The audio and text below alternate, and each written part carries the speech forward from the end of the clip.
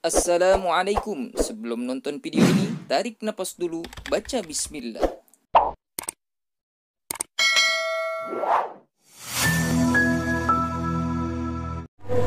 Bismillahirrahmanirrahim. Wasifatul ahya atau ihya, dan sifat bentuk menghidupkan tanah yang mati. Kemarin kita sudah belajar beberapa yang lalu tentang ihyaul mawat, menghidupkan tanah-tanah yang sudah mati. Itu boleh menghidupkan tanah tersebut dengan beberapa persyaratan. Syaratnya diantaranya yang menghidupkan tanah itu harus orang muslim. Kalau orang kafir nggak boleh menghidupkan tanah yang sudah mati. Kemudian tanah yang akan dibebaskan, tanah yang akan dihidupkan itu adalah tanah yang bebas, tidak berlaku kepemilikan bagi orang muslim yang lainnya. Tanah itu tanah tak bertuan, tanahnya itu tanah tidak ada yang memiliki, sehingga boleh dihidupkan kembali. Nabi katakan man amara ardon, siapa orang yang makmurkan tanah laisat li ahadin, yang tanah itu tidak ada pemiliknya satu orang pun, bahwa ahakku, maka dia yang berhak biha dengan tanah tersebut. Jadi kalau kita misalnya ada tanah, misalnya zaman dulu ya, kalau zaman sekarang tanah dimanapun sudah ada yang punya. Tanah zaman dulu di Kampung Ceker ini, misalnya di Jurangmangu, di Pondok Belimbing, di Pondok Betung, ini semua tanah nggak ada yang punya zaman dulu. Sehingga sejauh orang misalnya gini, orang tua kita nih ambil batu bata, lempar sejauh, nyampe di sana misalnya sekitar 200 meter, 300 meter, dia timpa, itulah dia di situ letaknya tanahnya jauhnya. Jadi terserah ada patok sono patok sini, dia hidupkan tanah yang memang tidak ada pemiliknya, dia hidupkan, berhak atasnya. Tapi kalau sekarang main patok-patok aja punya orang, tangkap polisi kita. Kalau sekarang nggak ada istilah kata ihyaul mawat. Kenapa? Karena semua sudah dimiliki oleh pemerintah. Tanah pasung aja, pasung. Tanah pasung aja yang memiliki siapa sekarang? Pemerintah, dalam hal ini kelurahan. Nah, bagaimana sifat ihya? Bagaimana sifat menghidupkan tanah yang sudah mati ini? Yaitu makana fil adati imaratan lil muhya, yaitu sesuatu yang adalah pada al-adah, maksudnya pada adat kebiasaan, imaratan, memakmurkan lahan itu lil muhya, tujuannya untuk dihidupkan. Jadi secara adat tanah yang mau dibuka itu adalah untuk dihidupkan kembali, di mana tanah itu sudah mati. Karena secara adat tanah itu memang sudah tidak ada punya, maka orang itu boleh menghidupkan untuk supaya tanah itu bisa menjadi berfungsi. Wa yahtalifu hadza bi ikhtilafil gharad alladhi yaqsiduhu al-muhyi. Dan berbeda menghidupkan tanah ini dengan tergantung perbedaan tujuan yang menghendakinya al-muhyi, orang yang menghidupkan. Jadi gini, orang yang menghidupkan tanah mati itu terserah dia tujuannya mau ngapain. Kan banyak. Ada orang yang memang ingin menghidupkan tanah yang udah mati, dia patok sini, patok sono, dia mengatakan saya ambil 1000 meter aja dah. Tapi tujuannya dia macam-macam. Ada yang tujuannya pengen untuk mendirikan rumah, ada yang pengen dibuka ladang, tanaman, misalnya tanaman cengkeh, tanaman rambutan, pohon jeruk, pohon apa, silakan. Ada yang menghidupkannya itu untuk apa? Untuk binatang ternak, ladang, sapi, kandang misalnya, monggo. Jadi tergantung tujuan orang yang menghidupkan tanah itu untuk apa. Kalau di kita udah nggak ada di Jakarta, tapi tolong ya daerah Kalimantan, Papua, ya kan? Itu tanah di ujung-ujung gunung, bisa jadi itu belum terjamah. Bisa jadi itu belum terjamah oleh pemerintah karena sulitnya menembus ke sana itu harus menyeberang sungai, misalnya berpuluh-puluh hektar sungai, dan sampai ujung sana misalnya itu baru nggak ada yang punya, boleh dihidupkan tanah itu dengan catatan tanah itu belum ada yang punya, belum ada pemiliknya, gitu ya. Sekarang fa'idah dalam muhyi ihya al-mawati maskanan usdi tabihi takwidul buq'ati bibina'i khitaniha bima jarat bi adatu dzalikal makan. Jadi gini, siapa orang yang apabila orang yang ingin menghidupkan tanah mati itu, dia pengen menghidupkannya itu untuk maskanan. Maskanan itu artinya untuk tempat tinggal. Misalnya saya mau gombrang tanah ini yang udah mati, saya mau hidupin lagi. Tapi tujuan saya maskanan. Saya mau bangun rumah tempat tinggal. Maskanan, mau buka tempat tinggal. Boleh, silakan. Dengan syarat usturi topi takwidul mu'ah. Artinya syaratnya di dalamnya dia harus memagari sebidang tanah yang dia mengambil. Dibinain dengan cara apa? Membangun dindingnya dulu, bimajarot ini dengan apa-apa jarot berlaku dengannya, dengan dindingnya tadi, dengan tahwid tadi.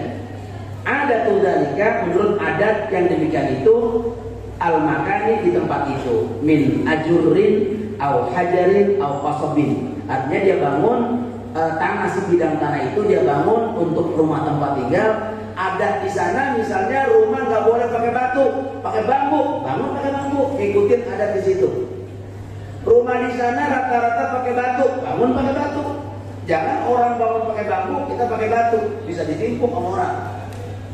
Jadi kita disesuaikan saja. Atau misalnya au ajurin pakai bata. Di sana orang semua bangun pakai bata, bangun pakai bata. Jadi intinya bagi orang yang ingin membuka lahan yang udah mati, dibuka untuk tempat tinggal, maka tempat tersebut ada syaratnya. Syaratnya apa?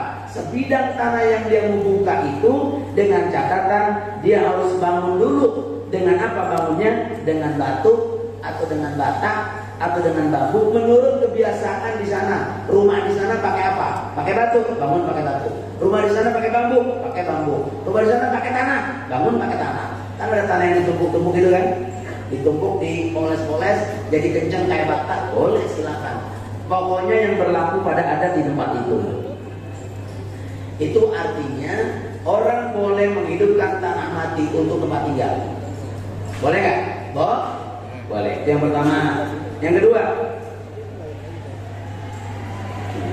jadi bagaimana caranya itu kalau untuk bangun rumah? Wasturi aidan sakku ba'diha wa nasbu babin.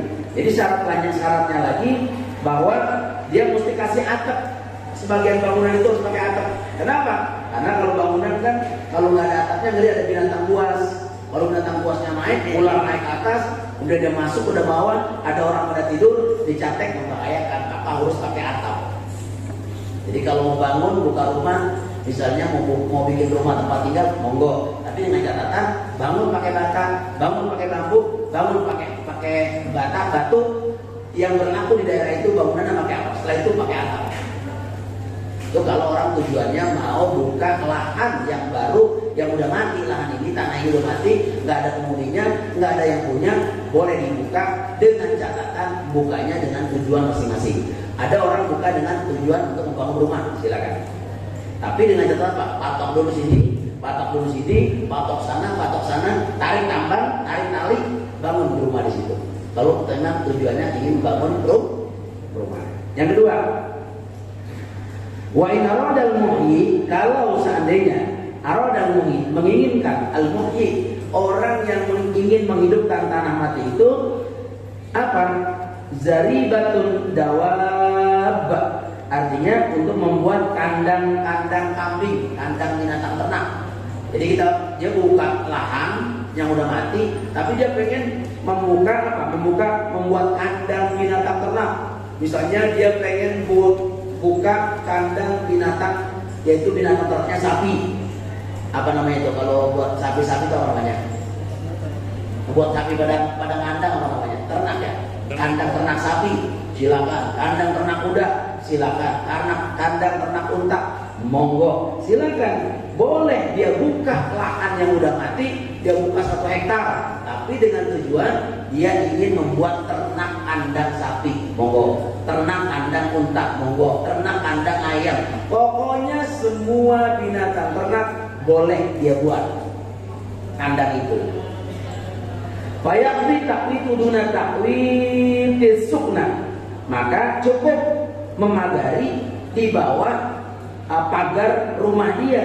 Ya, jadi gini, kalau kita mau buat kandang, buat binatang ternak, nggak boleh kandang itu melebihi tingginya dari rumah kita. Bisa diinjak rumah kita sama dia, betul nggak? Jadi gimana? Kalau rumah kita tingginya segini, maka binatang ternak kandangnya itu nggak boleh lebih daripada ukuran loteng kita. Jadi harus ada separuh. Kalau tinggi rumah kita segini, maka bikinlah segini separuhnya 50% tingginya. Cukup, jangan lebih daripada rumah kita. Itu syaratnya. Sebab apa? Karena binatang itu bisa ngamuk. Kalau emang misalnya dia lagi mau ngamuk atau apa, kan bisa membahayakan kita. Kalau di tempatnya lebih tinggi daripada rumah kita. Kemudian apa lagi? Itu yang kedua, untuk bikin kandang. Paham nggak? Yang kedua, ini materinya emang begini.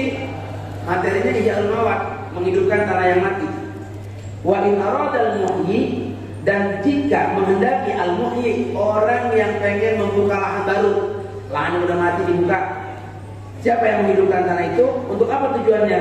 Untuk tujuan mazro'atan, untuk ladang tanaman, sawah. Jadi tanaman, mau nanam padi, mau nanam nanam bayam, jagung, apa saja, kedelai, ya. Mau nanam tanaman itu, maka caranya gimana? Waya juma'ud turaba haulaha. Maka kumpulin tanah yang ada di sekitar tanah yang dia buka. Tanahnya kumpulin dulu. Setelah kumpulin, wa yusawil ardh, maka ratakan tanah itu dikasih mustaqlin biha. Dengan apa? Dengan memugar bagian yang tanah yang tinggi lihat pada tanaman tersebut. Jadi kalau kita mau buka buat tanaman ladang, tanaman pepohonan cabai, pohon apalagi, pohon bayam, pohon jagung, pohon apa, maka caranya gimana? Buka dulu lahan itu, kumpulin tanahnya dikumpulin. Setelah dikumpulin, maka ratakan tanah itu, dicangkul dengan rata. Kalau ada dataran yang tinggi, tanahnya turunin, biar semua ladang tanaman itu semua rata dengan tanaman. Jadi nggak ada yang tinggian, nggak ada yang bawahan. Itu syaratnya. Watamid munkhafidin, dan menimbun munkhafidin, tanah yang rendah. Jadi tanah yang rendah yang kalau sudah di bawah turun, biar supaya rata. Gitu. Watati bimain, dan mengatur air laha baginya. Bagi apa? Bagi tanah tersebut, bagi ardun tersebut. Jadi diatur tanahnya supaya apa? Bisikis sakiyatin, untuk menggali parit min bi'rin, daripada sumur, au hapri konat, artinya atau menggali saluran air. Jadi kalau udah kita buat untuk tanaman, maka tanaman itu gak akan hidup kalau tidak ada sumber air. Jadi kita gali dulu sumur tuh. Buat apa? Buat untuk ngalirin air ke seluruh tanah. Ambil kincir, pakai tenaga manusia, semua ladang. Nanti itu tanaman yang kita buka akan hidup. Tanamannya hidup, kenapa? Airnya cukup. Kalau nggak ada airnya gimana? Nggak boleh. Mengapa? Nanti tumbuhan bisa mati. Kecuali di sekitar tanah yang kita buka itu ada sungai. Dan sungai kita tinggal belah aja sungainya tuh. Blok kita belah, alirkan air ke tanah yang kita buka. Dengan demikian air itu udah banyak. Nggak perlu pakai tenaga manusia. Airnya dia pasti turun ke situ sendiri. Gitu. Ini bicara air. Ya, kan ada tanah yang memang adanya di dataran atas, dia nggak ada mata air. Bagaimana caranya? Gali sumur, buat supaya ada air. Buat apa? Nyiram tanaman. Gitu. Fa'in kafaha, kalau seandainya mencukupi mazro'atan tadi, kalau anda kata mencukupi tanaman tersebut, al-mataru, hujan. Kalau air hujan cukup, memang di sana memang tiap hari kayak di Bogor kan, air hujan terus tiap hari. Nah, kan berarti nggak perlu air. Air hujan aja cukup, dia hidup kok. Kenapa? Walaupun nggak dialiri air itu tanaman yang kita buka, tapi kalau hujannya curah hujannya bisa di pegunungan, tiap hari hujan, airnya cukup. Nggak perlu kita buka sumur, nggak perlu kita buka saluran air, nggak perlu kita buka parit untuk mendapatkan air, nggak perlu. Karena air hujan cukup. Lam yahtaj, tidak butuh litartibil ma'i, untuk mengatur air, ala sahih, menurut pendapat para ulama yang sahih. Nah sekarang wa in aradal muhyi, ada lagi tujuannya. Yang membuka lahan itu tadi pertama buat rumah tempat tinggal, yang kedua buka lahan baru tujuannya untuk apa? Untuk membuat kandang ternak. Ketiga, buka lahan baru tujuannya untuk apa? Untuk membuka apa? Membuka tanaman di ladang. Yang keempat, misalnya dikatakan wa in aradal muhyi, dan jika menginginkan al-muhyi, orang yang membuka lahan itu ya bustangan, hanya ingin membuka untuk kebun saja, maka bagaimana caranya? Kebun itu kan dia buka lahan nih, dia buka, dia korek kebun, jadi kebun saja gitu. Kebun itu kan jadi apa? Bagaimana caranya? Maka caranya fajam turab, kumpulkan tanah itu, wa tahwitu haula ardil bustan, agar sekitar tanah yang kita membuka 2000 meter, 2000 meter pakai bambu,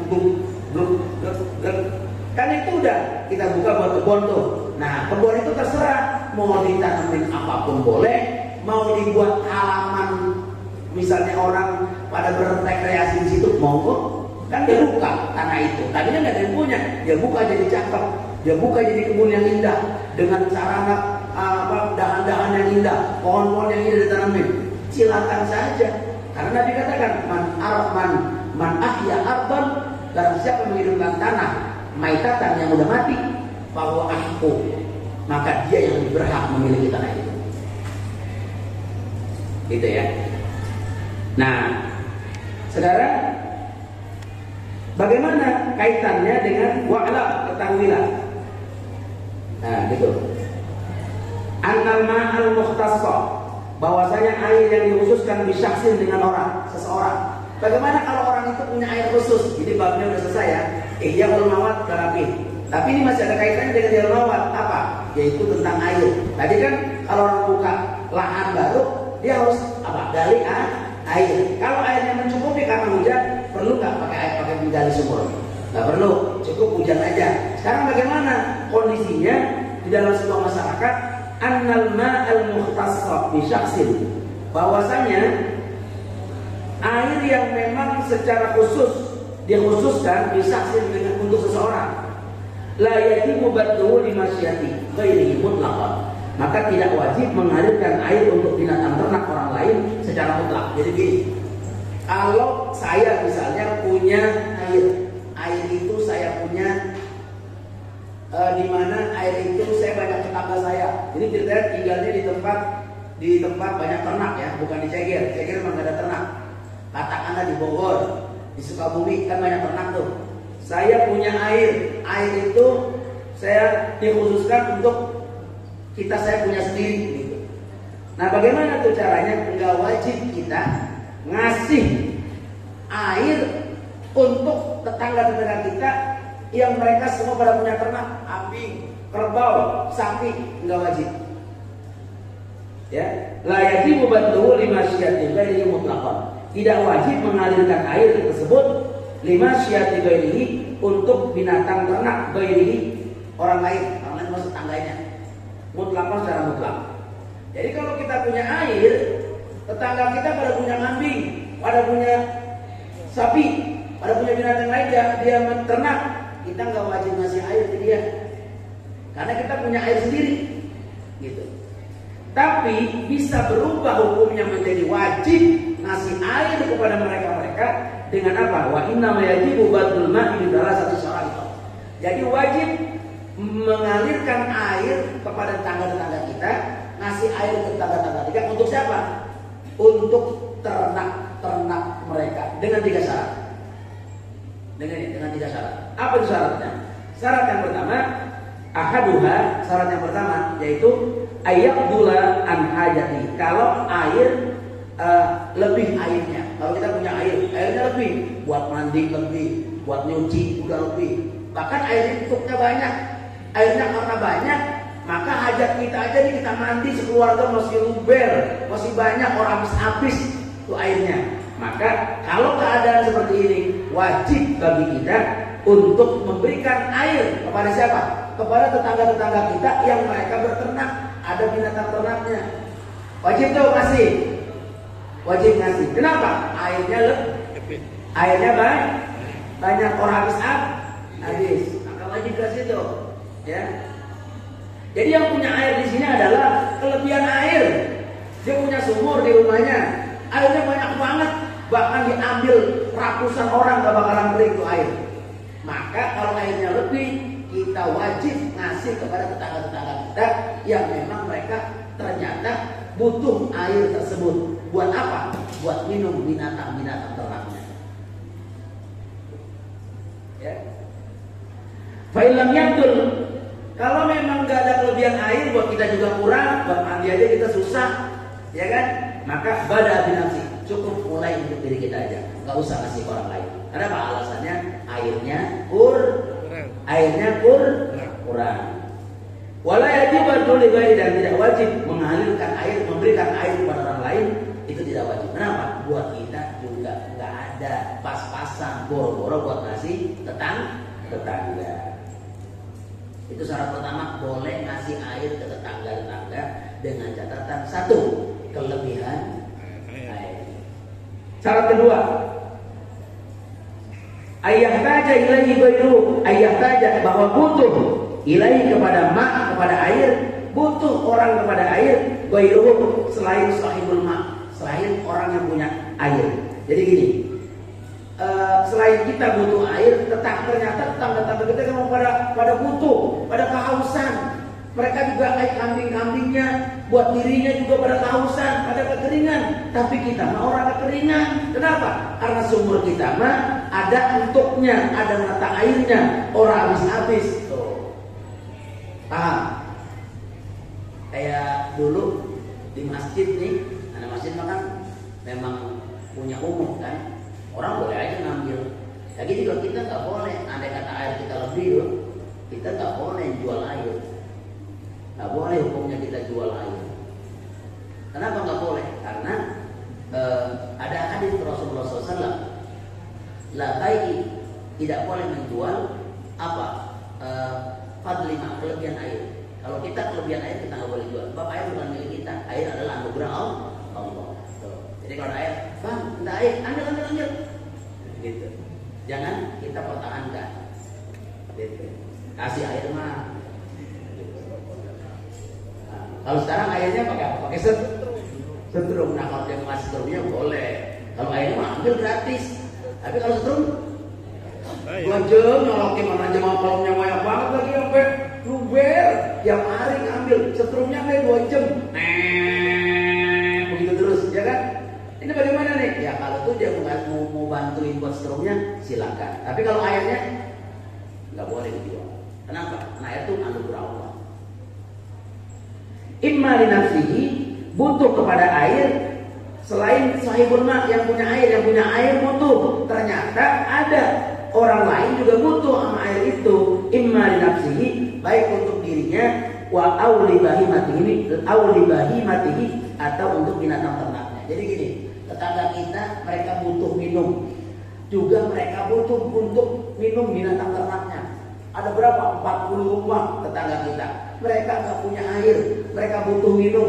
Mereka juga binatang ternaknya, kambingnya, sapinya, semuanya pada butuh minum. Kucingnya bila perlu, kan itu bukan binatang ternak, dia binatang piaraan, juga butuh minum. Maka kita kasih tuh binatang, kita kasih minum. Ada ini keadaan ini, maksudnya wajib memberikan air ini nih.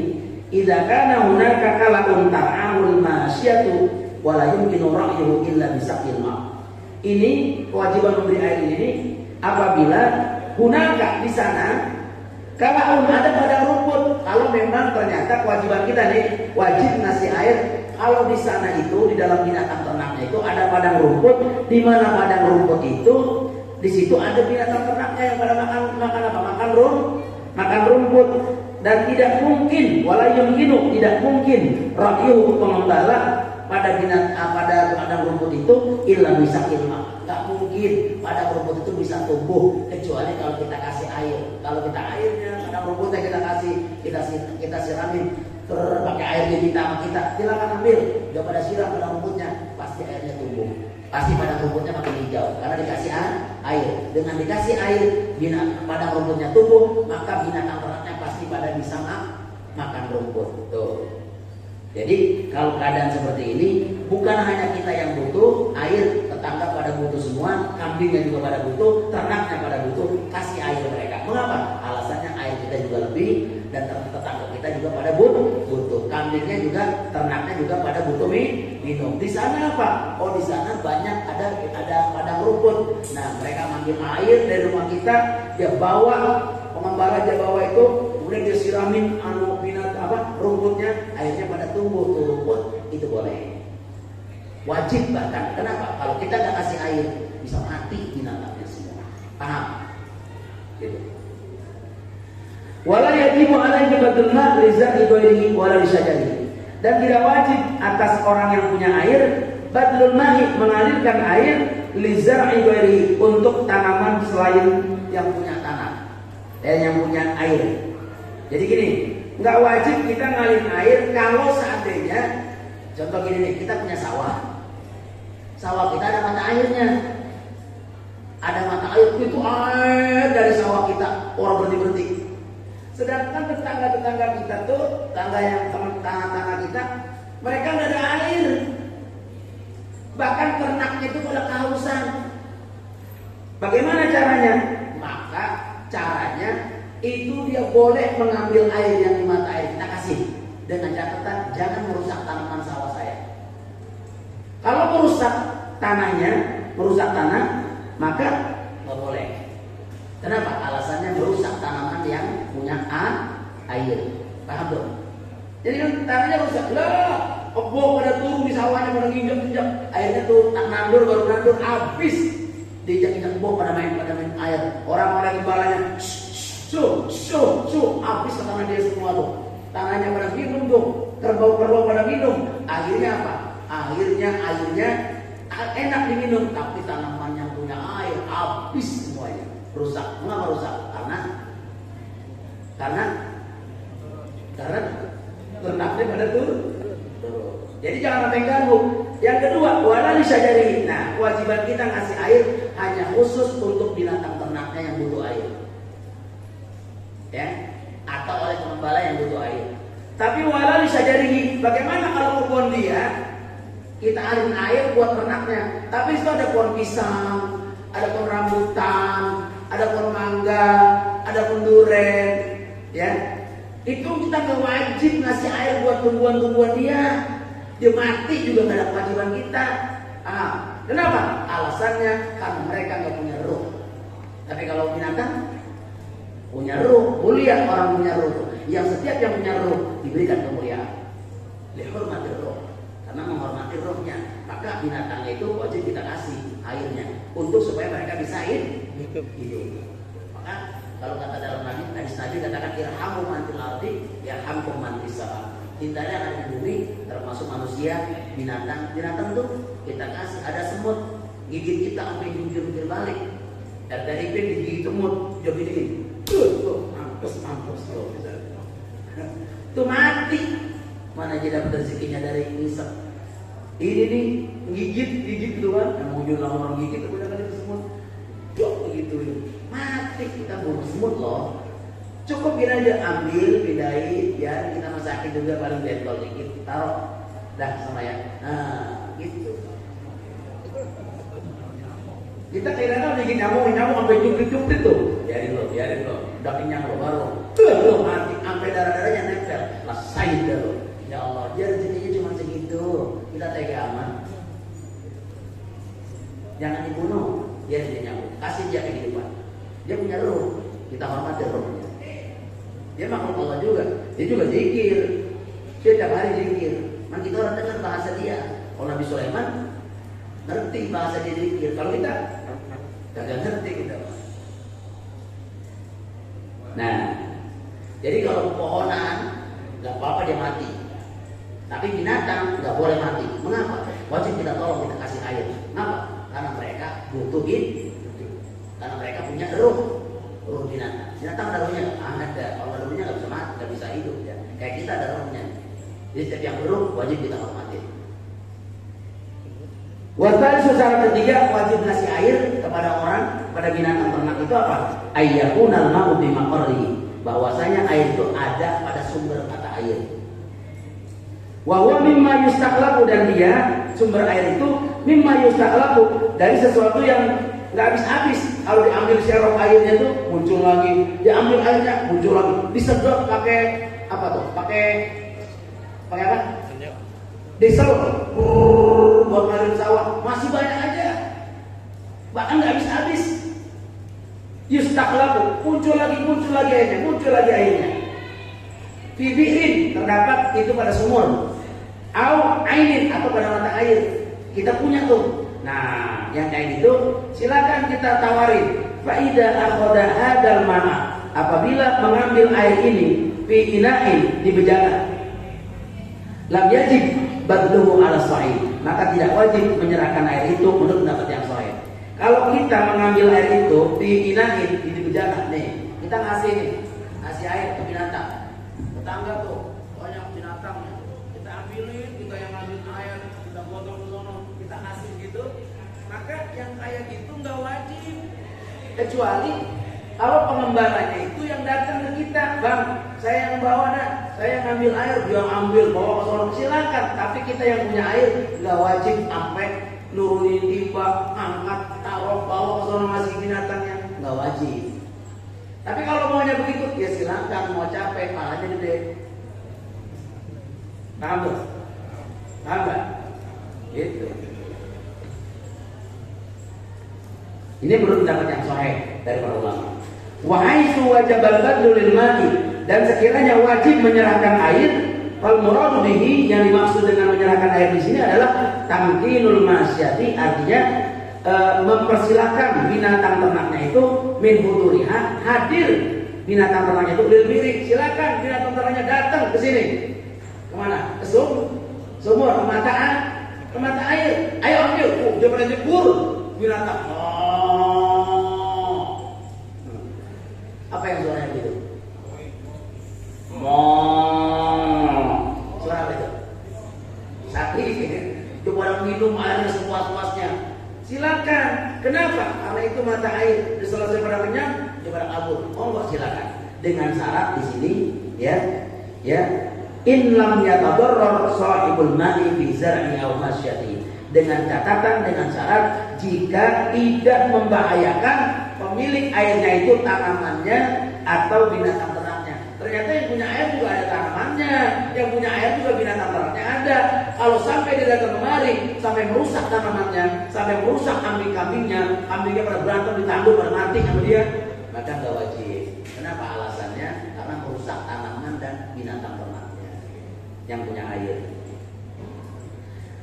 Dan ini fa'in tadarrara, jika berbahaya. Jadi kalau andai kata nggak berbahaya silakan. Tapi fa'in tadarrara, kalau berbahaya, diurudiha, dengan datangnya binatang ternak tadi, muni'at, dilarang, minhu, daripadanya, wastaqalaha ru'atu, dan pengembala boleh mengambilkan air. Jadi pengembalanya ambil ke sini, ambil, silakan kasih tuh gembala-gembalanya yang dia amonin, yang dia lagi ternak. Monggo silakan. Itu boleh, asal jangan kambingnya, ternak-ternaknya datang kemari tapi merusak rumah kita, dirusak, tanaman kita dirusak, binatang ternak kita pada mati diinjak karena dia kegedean. Itu nggak boleh. Paham itu? Ini aturan dalam kitab Fathul Qorib, ya. Wahai ini kama qala al-Mawardi, sebagaimana pendapat Imam Al-Mawardi. Wahai wajib al-badlul ma'i, dan sekiranya wajib menyerahkan air kepada tetangga atau kepada orang yang punya ternak, intanah, terlarang akhdul iwadi, dengan mengambil ganti rugi alaihi, atasnya. Jadi gak boleh orang dia ngasih air ke tetangganya yang tetangganya pada butuh air buat minum. Terus tetangga, bukan hanya apa, di samping itu semuanya binatang ternaknya juga pada butuh air yang ada di rumah dia atau yang ada punya dia, maka dia nggak boleh imtana'a akhdul iwadi, nggak boleh mengambil ganti rugi, maksudnya bayar, nggak boleh. Kenapa? Itu mata air punya Allah, bukan punya kita. Tapi kalau pakai setrum bagaimana? Dia jadi setrum. Bayarnya gara-gara penduduk pada minta sama dia air. Biasanya bayar cuma sebulan 1 juta, sampai 6 juta. Nah, mereka mau ganti nih, mau bantuin nih. Gue mah orang jual air. Cuman kalau lu pada bantuin setrumnya, monggo. Iya kan, nggak apa-apa bang, saya bantuin. Saya pokoknya sebulan 100.000. Ada 40 orang, 4 juta. Betul nggak? 4 juta. Dia biasa bayar 2 juta. Kan pas. Jadi 6 juta. Gak apa-apa. Namanya ganti set. Bukan beli air. Paham? Wallahu a'lam. Ada yang mau nanya? Mau?